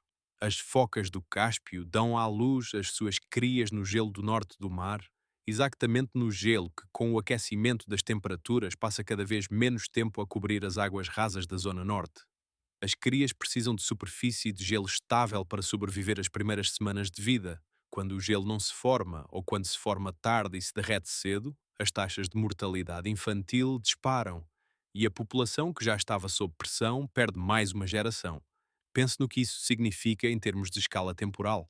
Uma foca que sobreviveu ao isolamento do Cáspio há 5 milhões e meio de anos, que sobreviveu às oscilações climáticas que secaram e encheram este mar repetidamente ao longo de épocas geológicas, que sobreviveu à caça industrial soviética e que agora está a ser derrotada por dois factores que, individualmente, talvez fosse possível gerir, mas que em combinação, simultâneos em aceleração, ultrapassam a capacidade de adaptação de qualquer espécie que não tenha a nossa flexibilidade tecnológica. A descida do nível do mar ameaça os bancos rasos onde se alimenta. O aquecimento ameaça o gelo onde dá à luz. A poluição industrial, que se concentra à medida que o volume de água diminui e os poluentes ficam mais densos, acumula-se nos seus tecidos. Cada factor isolado seria um desafio. Os três em simultâneo são algo mais próximo de uma sentença. Existe um conceito que os ecologistas chamam de espécie bandeira, um animal cuja situação resume visualmente o estado de saúde de um ecossistema inteiro, cujo destino é o destino do ecossistema condensado numa forma que as pessoas conseguem compreender emocionalmente. O urso polar é a espécie bandeira das Árctis. O tigre da Sumatra é a espécie bandeira das florestas tropicais asiáticas. A foca do Cáspio devia ser a espécie bandeira deste mar, mas quase ninguém sabe que ela existe. Não há campanhas publicitárias, não há fundos internacionais de conservação com o seu rosto, não há fotógrafas famosas das suas crias a olhar para a câmara com os olhos negros e redondos que fazem as pessoas abrir as carteiras. Há apenas os relatórios científicos, cada vez mais sombrios, produzidos por investigadores que trabalham com recursos escassos em países que têm outras prioridades. E enquanto esses relatórios são escritos e arquivados e citados uns pelos outros, a população desce. O gelo demora mais a formar-se, o mar recua mais 1 centímetro, mas existe uma dimensão desta história ecológica que vai além da biologia. Uma dimensão que liga o desaparecimento do esturjão e da foca a algo muito maior. A algo que toca na questão de como as sociedades decidem o que vale a pena preservar e como essa decisão é sempre, inevitavelmente, política. Porque o Cáspio não está mais a morrer num vácuo, está, pois, a morrer num contexto de 5 nações que dependem dele, de formas diferentes, que têm interesses diferentes no que sobrevive e no que desaparece, e que assinaram acordos de proteção ambiental que, por versão dos próprios cientistas que os redigiram, não têm mecanismos de aplicação suficientes para fazer a diferença dentro do prazo em que a diferença ainda pode ser feita. E existe um facto sobre o Mar Cáspio que ninguém gosta de dizer em voz alta nas conferências internacionais sobre a sua conservação. Para algumas das 5 nações ribeirinhas, um Cáspio mais pequeno pode não ser completamente indesejável. Um mar que recua expõe terra, terra que pode ser explorada, terra que pode ser reivindicada. E debaixo dessa terra, do fundo que emerge à medida que a água se retira, estão algumas das maiores reservas de gás natural não exploradas do planeta. O maior lago do mundo está a secar, e há pessoas que estão a calcular o que podem ganhar com isso. O próximo escritor vai levar-nos ao coração dessa equação, aos números, às negociações e às fronteiras que o próprio mar está a redesenhar e ao que pode acontecer quando o fundo seco do Cáspio se tornar território disputado por 5 exércitos numa região que a história recente deixou repleta de conflitos por resolver. E vai responder à pergunta final: existe alguma forma de salvar o Mar Cáspio? E se existe, quem tem o poder de a usar e por que é que não o está sujo a usar? Existe um momento específico nas negociações diplomáticas sobre o Mar Cáspio que nenhum comunicado oficial menciona, mas que os participantes descrevem de forma consistente quando falam fora do registro. Aconteceu durante uma das sessões preparatórias da Convenção de Actau em 2018, quando um representante do Irão se levantou da mesa e disse, com uma calma que os presentes descreveram como mais ameaçadora do que qualquer gritaria, que o seu país não assinaria qualquer acordo que não reconhecesse explicitamente a soberania iraniana sobre 20% do leito marinho. Não da superfície, do fundo, da rocha, do que está debaixo da água. A sala ficou em silêncio por alguns segundos, e nesse silêncio, conta-se, foi possível ouvir pela primeira vez com clareza o que estava realmente a ser negociado em Acto. Não era um acordo ambiental, não era um protocolo de partilha de recursos pesqueiros. Era uma divisão de território que nenhum mapa tinha ainda desenhado, porque o território ainda estava debaixo de água. Pense no que isso significa durante o momento. 5 nações sentadas à volta de uma mesa a dividir o fundo de um mar que ainda existe, antecipando o momento em que esse fundo vai emergir e se tornar terra. É uma negociação sobre um futuro que ainda não aconteceu, sobre um recurso que ainda não é acessível, com uma urgência que só faz sentido se todos os presentes acreditam genuinamente que o mar vai continuar a descer. E todos acreditam. A Convenção de Actau, assinada em agosto de 2018 pelos 5 países ribeirinhos, Rússia, Cazaquistão, Turquemenistão, Irão e Azerbaijão, foi saudada nos comunicados de imprensa como um momento histórico. Durante 22 anos, desde o colapso da União Soviética em 91, os 5 países não tinham conseguido chegar a qualquer acordo vinculativo sobre o estatuto jurídico do Cáspio. E a razão para essa dificuldade estava numa questão que parece absurdamente técnica, mas que tem implicações bilionárias. O Cáspio é um mar ou é um lago? Não é uma questão estética. É uma questão de direito internacional com consequências diretas para quem pode explorar o quê e onde.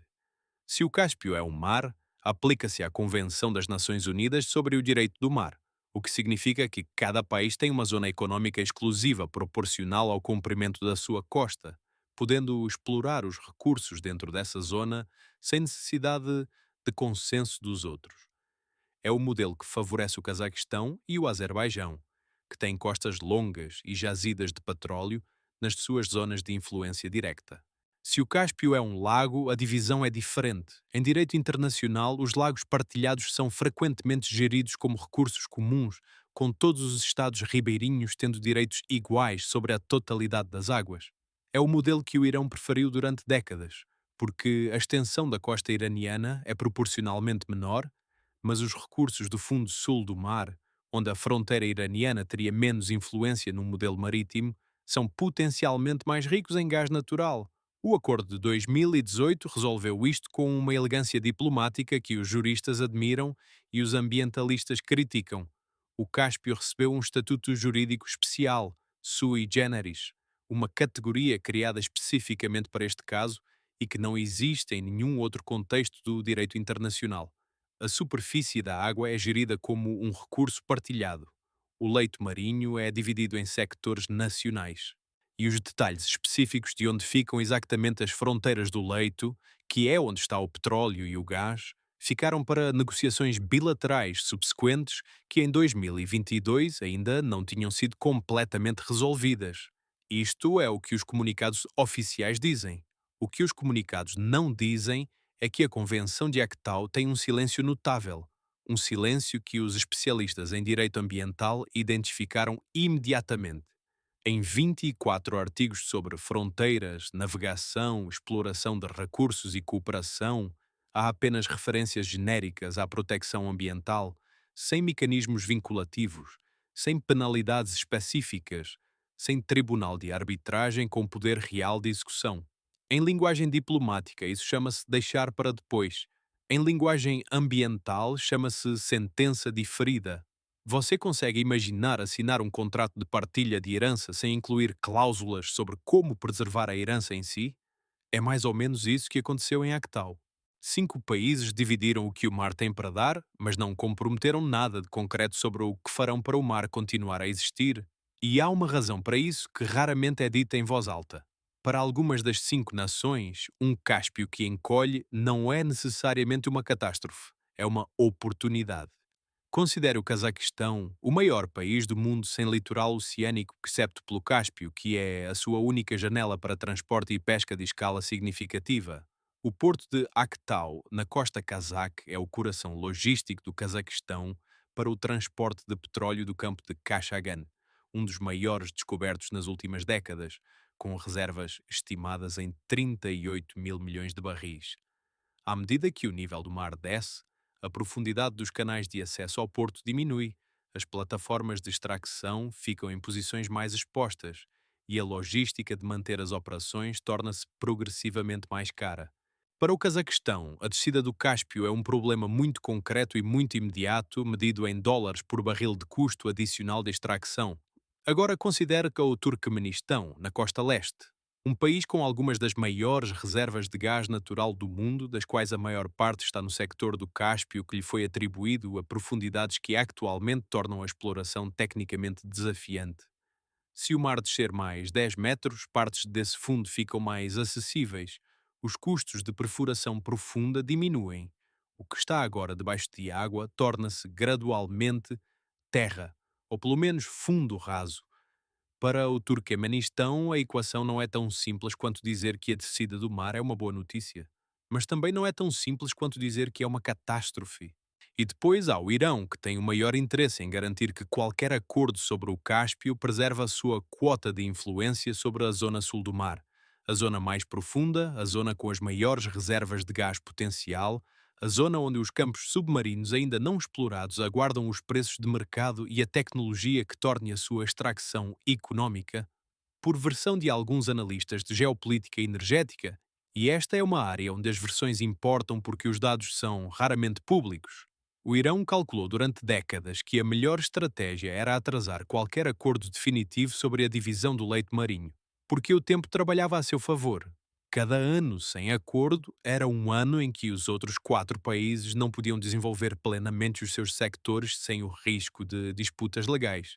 E cada ano de atraso era também um ano em que a tecnologia de extração em águas profundas avançava, tornando os campos do Sul, os campos iranianos, progressivamente mais viáveis. É uma estratégia que tem uma lógica geopolítica fria e completamente indiferente à questão ambiental. E é uma estratégia que, se estiver correcta como descrição do comportamento iraniano, explica o silêncio ambiental de Aktau de uma forma que nenhum comunicado oficial vai confirmar. Mas existe um elemento desta negociação que vai além das fronteiras do leito e das reservas de gás. Um elemento que tem a ver com a água em si, não com o que está debaixo dela, mas com o que está a acontecer a ela, à superfície, e com quem tem o poder de mudar isso. 80% de toda a água que entra no Cáspio vem de um único rio, o Volga, que atravessa a Rússia durante mais de 3.600 quilómetros antes de desaguar no Cáspio pelo seu delta gigante, no sul do país. O Volga alimenta o Cáspio como um cordão umbilical, e o que acontece ao Volga acontece ao Cáspio, com um atraso de meses ou anos dependendo das condições.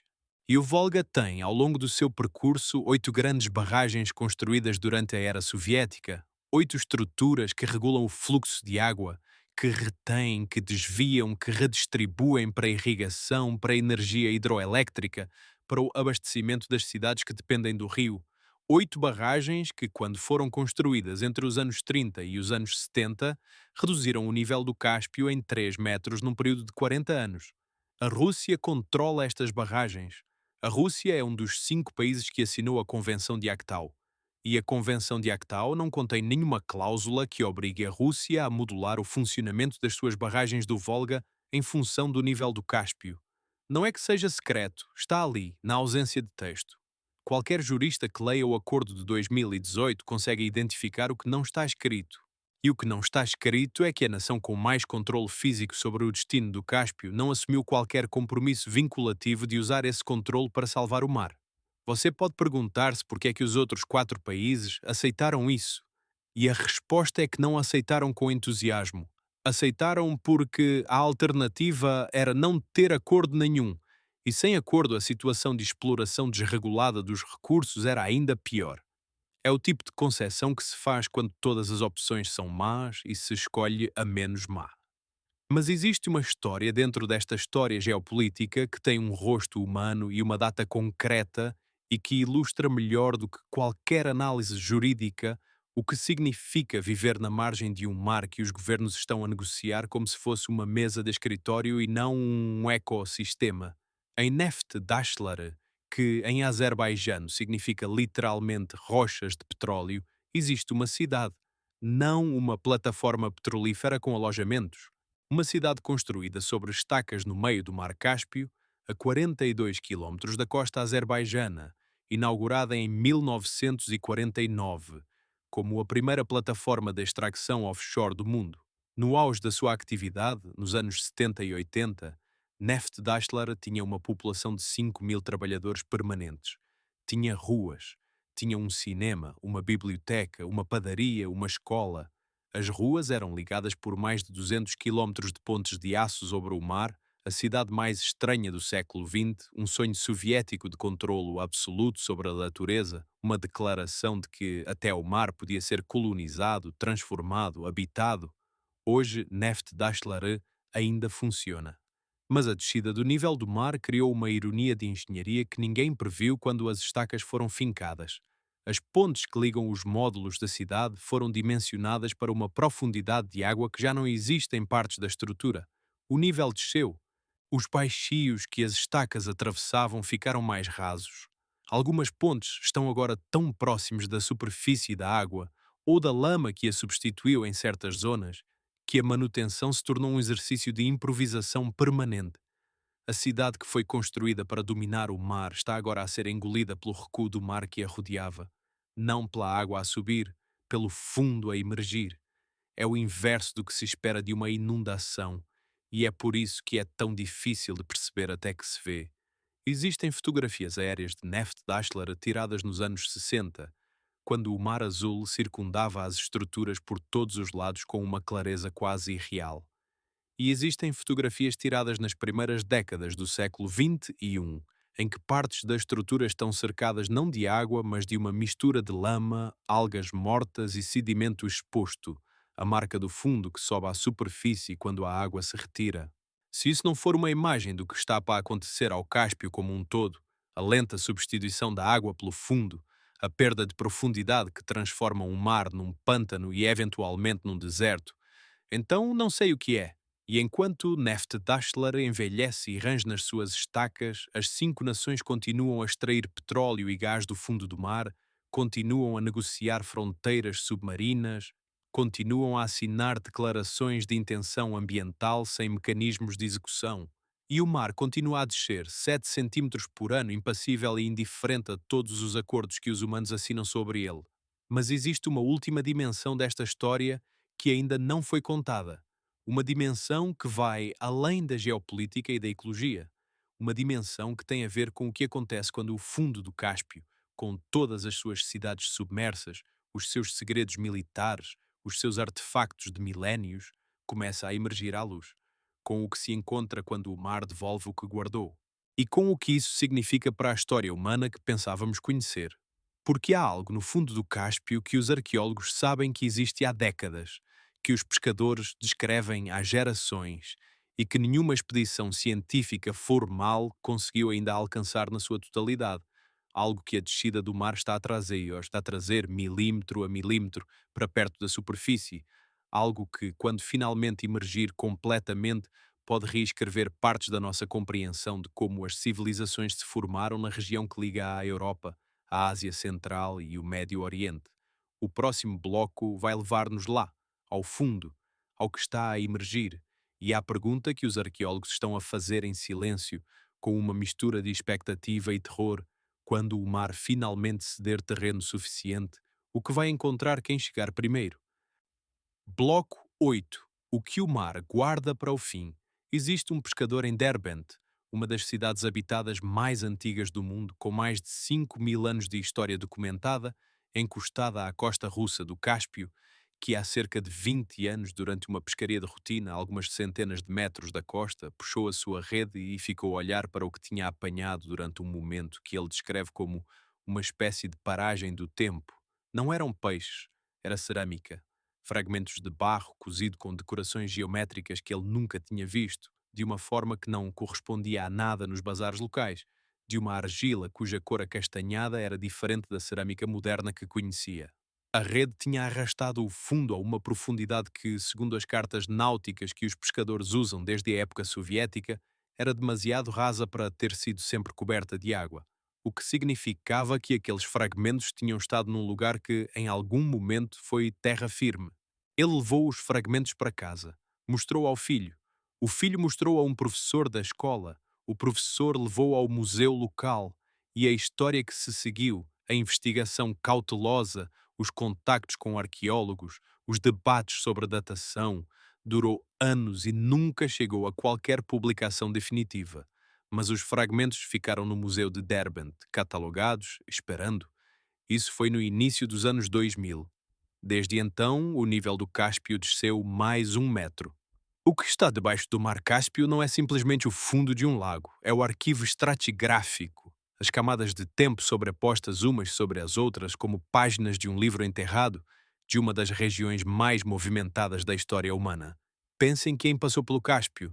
As rotas da seda não eram apenas caminhos terrestres através da Ásia Central, eram também rotas marítimas e fluviais que usavam o Cáspio como eixo de distribuição entre a China, a Pérsia, o Cáucaso e o norte da Europa. Os vikings, e aqui está um facto que continua a surpreender mesmo quem conhece história medieval, chegaram ao Cáspio pelo Volga. Existem registros de expedições comerciais e militares escandinavas ao longo do Volga nos séculos 9 e 10 que desciam o rio até ao mar e comerciavam com as cidades persas da costa sul. Há moedas árabes encontradas em túmulos vikings na Escandinávia que só chegaram ali por esse caminho. O Cáspio foi, durante milénios, o ponto de convergência de culturas que raramente pensamos como tendo estado em contacto direto. E as cidades que cresceram nas suas margens, cidades como a Derbent histórica, como a Itil, capital do Khazaria, que ficava a algures no delta do Volga, como as cidades persas da costa sul, viveram sempre com a consciência de que o mar podia subir e engolir o que tinham construído, porque o Cáspio faz isso, sempre fez.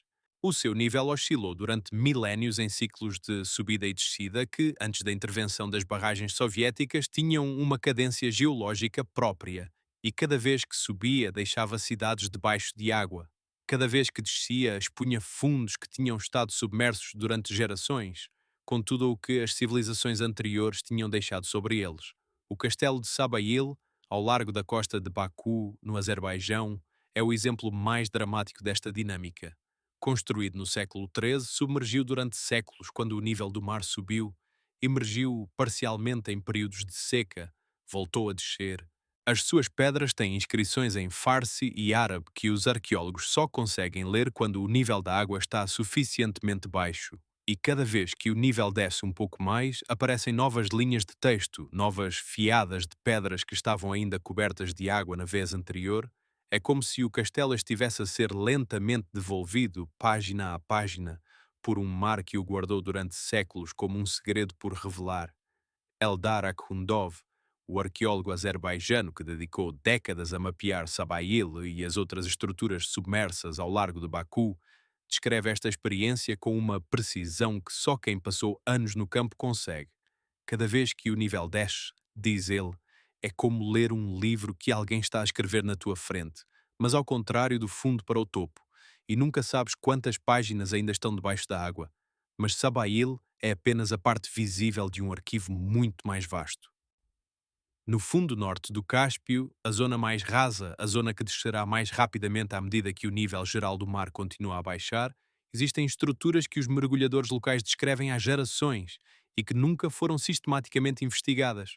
Paredes de pedra dispostas em linhas demasiado regulares para serem formações naturais, buracos no sedimento que poderiam ser poços, agrupamentos de cerâmica e metal oxidado que poderiam ser depósitos de bens comerciais ou simplesmente os conteúdos de uma embarcação que afundou há 800 anos e foi coberta de silt. O problema arqueológico do Cáspio não é a falta de evidências, é a abundância de obstáculos. O Cáspio tem, ao longo do seu fundo, camadas de sedimento industrial acumuladas durante décadas de exploração petrolífera. Tem zonas de fundo onde as concentrações de metano, libertado pela atividade dos vulcões de lama que o Azerbaijão tem em maior concentração do que qualquer outro lugar do mundo, tornam o mergulho perigoso sem equipamento especializado. Tem pressões políticas em 5 direções diferentes, com cada governo tendo os seus próprios interesses sobre o que deve ou não deve ser investigado e por quem e com que financiamento. E tem uma história de investigação arqueológica subaquática que é, para dizer com clareza, fragmentada, porque nenhum dos 5 países tem os recursos, a vontade política e o acesso simultâneo necessários para conduzir uma investigação verdadeiramente sistemática do fundo. Mas a descida do nível do mar está a criar uma janela que a história raramente oferece, a possibilidade de aceder, sem mergulho, a zonas que estavam submersas há séculos. À medida que o fundo norte emerge, o que estava debaixo de água fica acessível à superfície. Primeiro como fundo raso que se pode vencer com barco de calado mínimo, depois como zona intertidal, eventualmente como terra seca. É uma oportunidade e um risco em simultâneo. Uma oportunidade porque as condições de preservação no fundo do Cáspio, com as suas temperaturas baixas e a ausência de oxigênio em certas profundidades, podem ter mantido materiais orgânicos, madeira, couro, tecidos, em estados de conservação excepcionais. Um risco porque a exposição ao ar, ao sol e à salinidade concentrada que a evaporação deixa na superfície pode destruir em semanas o que o fundo preservou durante séculos. Existe uma analogia que os arqueólogos marinhos usam para explicar este paradoxo. É como abrir um cofre hermético que esteve fechado durante 600 anos. O que está lá dentro está perfeito, mas assim que abre a porta e entra o ar, o processo de degradação começa imediatamente e não pode destravar. O Cáspio está a abrir o seu cofre. Lentamente, 7 centímetros por ano, o mar está a devolver o que a história lhe entregou, e neste momento não existe nenhum programa arqueológico de escala adequada a documentar o que está a emergir antes que as condições de exposição comecem o processo de destruição. Mas existe uma camada ainda mais profunda nesta história, uma que vai além dos artefactos e das estruturas e que tem a ver com o que acontece às comunidades humanas quando o mar que as define começa a desaparecer. Os pescadores de Derbent, que já mencionamos, são talvez o exemplo mais imediato. São homens cujas famílias pescaram no Cáspio durante gerações, cujos avós pescaram, cujos pais pescaram, que aprenderam a ler o mar antes de aprenderem a ler palavras.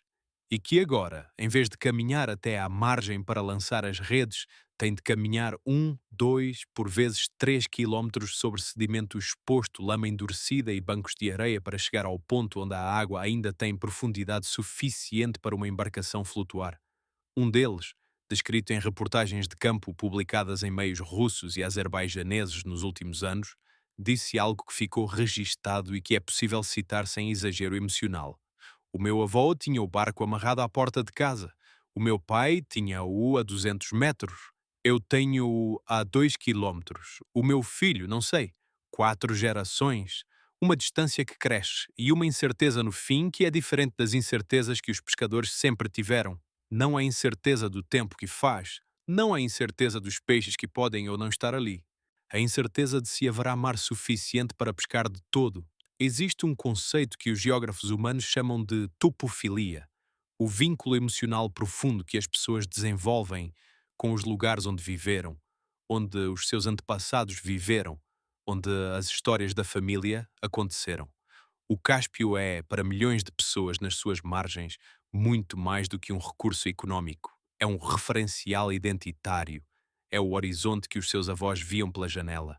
É o cheiro que associam ao lar. É o som que dormia com eles. E esse horizonte está a recuar. Esse cheiro está a misturar-se com o cheiro da lama seca e do sedimento exposto.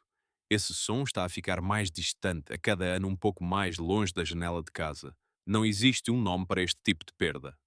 Não é uma catástrofe repentina que chega numa noite e deixa destroços. É uma erosão lenta, gradual, que acontece tão devagar que cada geração se adapta ao novo normal e esquece que o normal anterior existiu.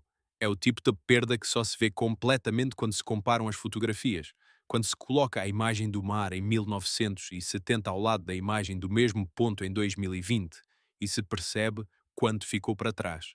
Os cientistas têm um nome para isso também. Amnésia da linha de base, a tendência humana para considerar como normal o estado do mundo que encontramos quando chegamos e para medir qualquer deterioração apenas a partir desse ponto, esquecendo que o ponto onde chegamos já era, ele próprio, um estado de deterioração relativo ao que existia antes.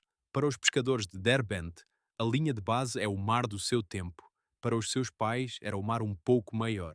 Para os seus avós, maior ainda.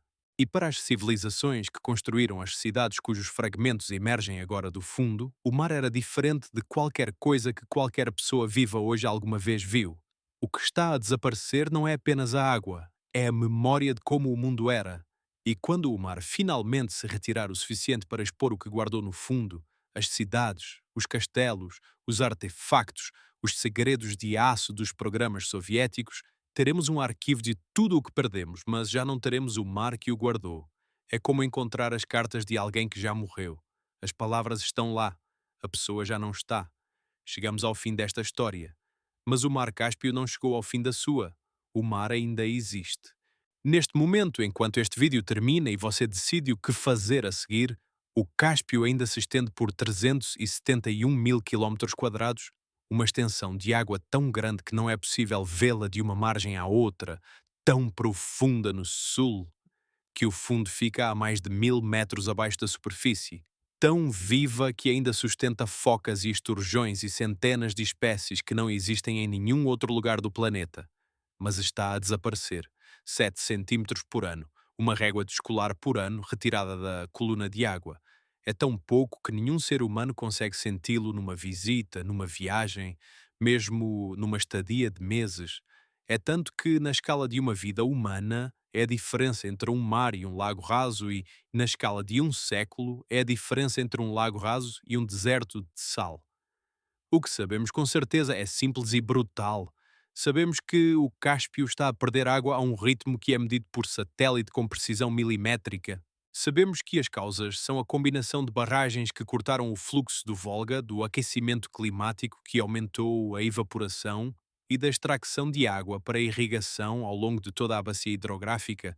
Sabemos que o estudo publicado na revista Nature Communications em 2020 projecionou uma descida de entre 9 a 18 metros até ao final deste século, o que representa entre 25 a 33% da superfície total do mar, uma área maior do que países inteiros. Sabemos que o esturjão está criticamente em perigo, que a foca do Cáspio perdeu mais de 90% da sua população num século, que as zonas de pesca que alimentaram comunidades durante milénios estão a ficar inacessíveis, que as cidades construídas nas suas margens estão a ver as suas infraestruturas portuárias envelhecerem sem função, os seus barcos encalhados na lama onde havia água, os seus pescadores a caminhar quilómetros para chegar ao que os seus avós tinham à porta. E sabemos, e este é talvez o dado mais perturbador de todos, que 5 governos assinaram em 2018 um acordo que dividiu os recursos do mar sem criar mecanismos reais para o salvar. Mas o que não sabemos é, talvez, mais importante do que o que sabemos. E é aqui que a história do Cáspio se torna uma questão que não tem ainda resposta. Não sabemos exatamente o que está no fundo. Sabemos que há ecranoplanose afundados por versão de investigadores que trabalham com arquivos soviéticos parcialmente abertos. Sabemos que há estruturas de pedra nas zonas rasas do norte que nenhuma expedição arqueológica formal mapeou completamente. Sabemos que o castelo de Sabail ainda tem paredes submersas que ninguém leu, e que há mais castelos como ele ao longo de uma costa que foi habitada ininterruptamente há 5.000 anos. Não sabemos o que a descida do mar vai revelar. Se vai expor cidades inteiras que os arqueólogos passarão décadas a estudar, ou se a combinação de salinidade, metano e sedimento industrial vai destruir o que o fundo preservou antes de alguém chegar a documentá-lo. Se os governos das 5 nações vão ter a vontade política de criar programas de conservação arqueológica para o que o mar devolve, ou se o primeiro impulso será determinar se o fundo imergido tem valor energético antes de ter valor histórico. Não sabemos se a foca do Cáspio vai sobreviver ao século, se o esturjão vai existir em estado selvagem daqui a 50 anos ou apenas em aquários e instalações de aquacultura, se Neft Daschler ainda estará de pé quando a geração que nasceu em 2020 chegar à meia-idade. Se o porto de Baku ainda terá água suficiente para receber navios quando os netos dos pescadores de Derbent forem velhos, há 3 futuros possíveis para o Mar Cáspio. Nenhum deles é garantido, todos eles são plausíveis. No primeiro futuro, o futuro que os optimistas descrevem, apoiados em alguns sinais que os cientistas identificam como potencialmente positivos, os acordos de gestão hídrica no Volga são renegociados. As barragens soviéticas são parcialmente reconfiguradas para permitir um fluxo maior ao mar. As temperaturas de verão estabilizam ou não aumentam tão rapidamente como as projeções mais pessimistas sugerem, e a taxa de evaporação abranda. O Cáspio estabiliza a um nível mais baixo do que o actual, mas suficientemente profundo para manter os ecossistemas críticos, os portos, a pesca, É um mar diferente do que era, mas ainda é um mar. No segundo futuro, o futuro que os realistas descrevem, baseado na trajetória atual, sem mudança de políticas significativa, o Cáspio continua a descer durante décadas. Perde 15%, depois 20%, depois 25% da sua superfície. As zonas rasas do norte transformam-se em extensões de lama e sal. Os portos do Cazaquistão e do Turcomenistão ficam parcialmente obsoletos, forçando investimentos massivos em canais artificiais. O esturjão sobrevive apenas em aquacultura. A foca desaparece em estado selvagem. As comunidades de pescadores do Cáspio dispersam para as cidades.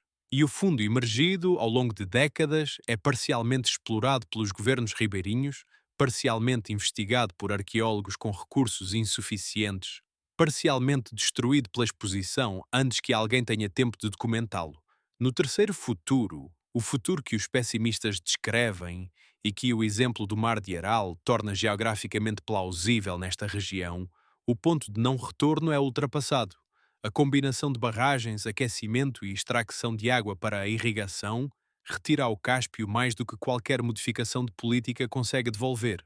O mar encolhe até deixar de ser um mar, até ser um conjunto de lagos separados cada vez mais salgados e mais rasos, até ser pântanos de sal, até ser o tipo de deserto branco e árido que as imagens de satélite do Mar de Aral mostram hoje, onde havia água há 40 anos. E o que emerge do fundo é um testemunho.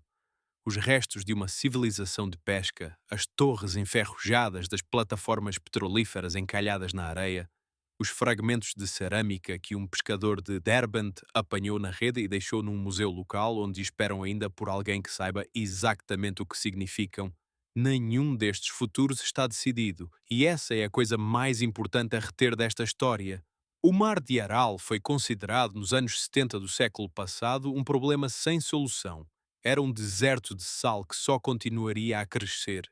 E então, em 2001, o Cazaquistão construiu a dique de Kokaral, uma estrutura que separou o Lago Norte, mais pequeno, do Sul, já irrecuperável, e o Lago Norte começou a recuperar. Em 10 anos, o nível subiu 4 metros. Os peixes voltaram. As comunidades de pesca sobreviventes voltaram a pescar. Não foi uma solução completa. O Sul continua morto, mas provou que os sistemas hídricos, mesmo em estado avançado de colapso, podem responder a intervenções corretas com uma resiliência que surpreende. O Cáspio não chegou ao ponto em que o Mar de Aral estava em 2001. Ainda está longe disso, o que significa que a janela de intervenção está aberta. Não para sempre, não indefinidamente, mas está aberta. A questão é quem vai passar por ela e quando. E a resposta a essa questão depende de algo que nenhum acordo diplomático pode legislar.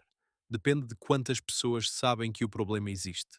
Depende de quantas pessoas, depois de saber, decidem que é importante o suficiente para exigir atenção dos seus governos, das organizações internacionais, dos meios de comunicação que decidem o que é notícia e o que fica no silêncio. O Mar Cáspio está a desaparecer em silêncio. Não porque seja pequeno, não porque a ciência seja incerta, mas porque está longe dos centros de poder que decidem o que o mundo vê, entre 5 países que têm outros interesses mais urgentes do que a preservação de um ecossistema, num ciclo de amnésia da linha de base que faz com que cada geração aceite como normal um mar um pouco menor do que a geração anterior. Você viu este vídeo. Isso já é diferente de não ter visto. A pergunta que fica não é retórica, é genuína e não tem resposta óbvia. O que acontece a um lugar quando o esquecimento é a única coisa que o mantém vulnerável? E o que acontece quando alguém decide não esquecer? O Mar Cáspio tem 5.000 anos de história documentada nas suas margens. Tem 250 milhões de anos de vida no seu fundo. Tem, por baixo da sua superfície, os segredos de impérios que já não existem e de uma guerra fria que terminou e de civilizações que ainda não têm nome nas enciclopédias. E tem, neste momento, 7 centímetros por ano de razões para que alguém preste atenção. Se este vídeo mudou a forma como você vê o planeta que partilhamos, se ficou a saber alguma coisa que não sabia antes, se sentiu aquela sensação específica de que o mundo é mais estranho e mais frágil e mais fascinante do que parecia esta manhã, então partilhe-o com alguém, coloque o gosto, subscreva o canal. Não porque seja uma formalidade, mas porque é a forma como estas histórias chegam a quem ainda não as ouviu. E escreva nos comentários o que ficou consigo desta história. O monstro de aço soviético que dormiu décadas no fundo do mar? A foca que sobreviveu a 5 extinções em massa e está a ser derrotada por 2 séculos de atividade humana? Os pescadores que caminham quilómetros para chegar ao mar que os seus avós tinham à porta? Ou a ideia de que, no fundo deste lago que está a secar, há cidades inteiras ainda por descobrir, um arquivo de história humana que o mar guardou durante séculos e que está agora, centímetro a centímetro, a devolver? A sua resposta é parte desta história também. No próximo vídeo, vamos ao outro extremo do espectro. Não um mar que está a desaparecer, mas um lugar que está a emergir. Uma ilha que apareceu do nada em 2019 no Oceano Índico, formada por um vulcão submarino e que os geologistas do mundo inteiro estão a estudar porque pode ser a chave para perceber como se formaram as primeiras massas de terra do planeta. Uma ilha nova, um mundo que ainda não tem nome, uma história que a Terra está a escrever em tempo real. Até lá, o mar que guardou os segredos de 5 civilizações fica aqui, a disser, a guardar, a esperar.